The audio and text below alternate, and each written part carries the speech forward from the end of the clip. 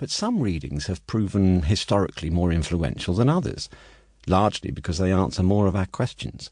Later readers are prone to ask, why was Marx so successful as a thinker? Did he have a system? And if so, what does it consist of? Does Marx take us to Lenin? To Stalin? To the revisionist Edward Bernstein or the renegade Karl Kautsky? Is Marx's theory of alienation still relevant? Was Marx an economic determinist? Did he regard the end of capitalism as inevitable?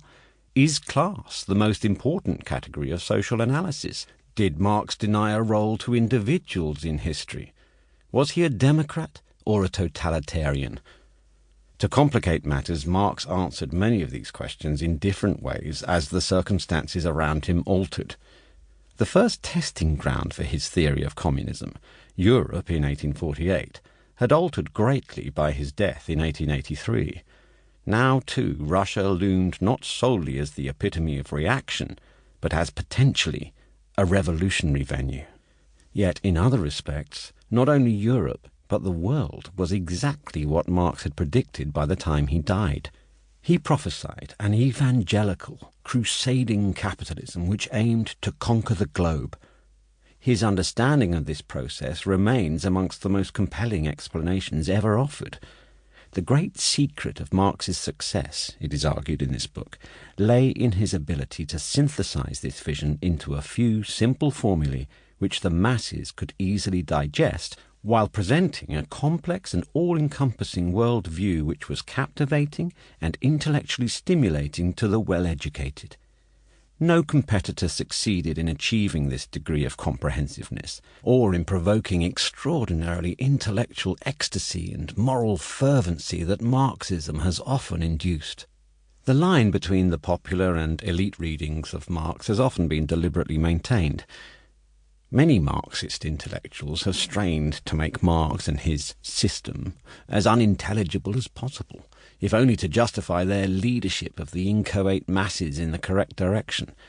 This is usually achieved by adopting tortuously obscure, convoluted, Hegelian phraseology, which renders Marxism a kind of Gnostic secret science accessible to only the few. It is analogous to the medieval church's insistence on using Latin to exclude the masses from accessing the sacred texts. The seductiveness of incomprehensibility here has proven extraordinarily powerful. Words like dialectic and negation may pierce the veils of ignorance and dispel the superstitions of the many, but can also become weapons that defend unintelligibility.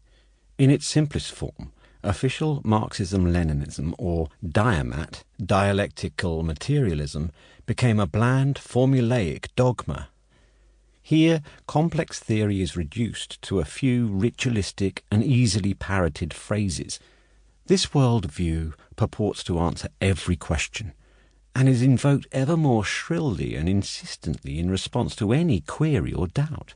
Most later readers bolt quickly when confronted with either of these discourses, but hundreds of thousands have become Marxists, some of the most dogmatic sort, without having read a line of Marx, indeed without being able to read at all, and some have found this to be a virtue rather than an anomaly.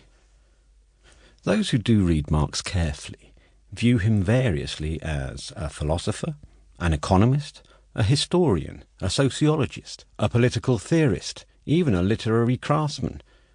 The approach to Marx adopted in this book is chiefly through the history of socialism. Like many other disappointed 19th century radicals, Marx thought communism, a variety of socialism, answered the most burning issue of the time, the rapid spread of capitalism. There were, and are, many socialisms on offer. Just which ones Marx adopted, and why, and with what consequences, are the most important questions we may ask of his writings today. But we must treat Marx as critically as we would any other thinker, not reverently, but giving credit where credit is due. If this approach makes Marx appear less original than is sometimes presumed, it also portrays him as more practical and less wedded to metaphysical schemas. It depicts him navigating a complex field of alternatives to capitalism in a peculiar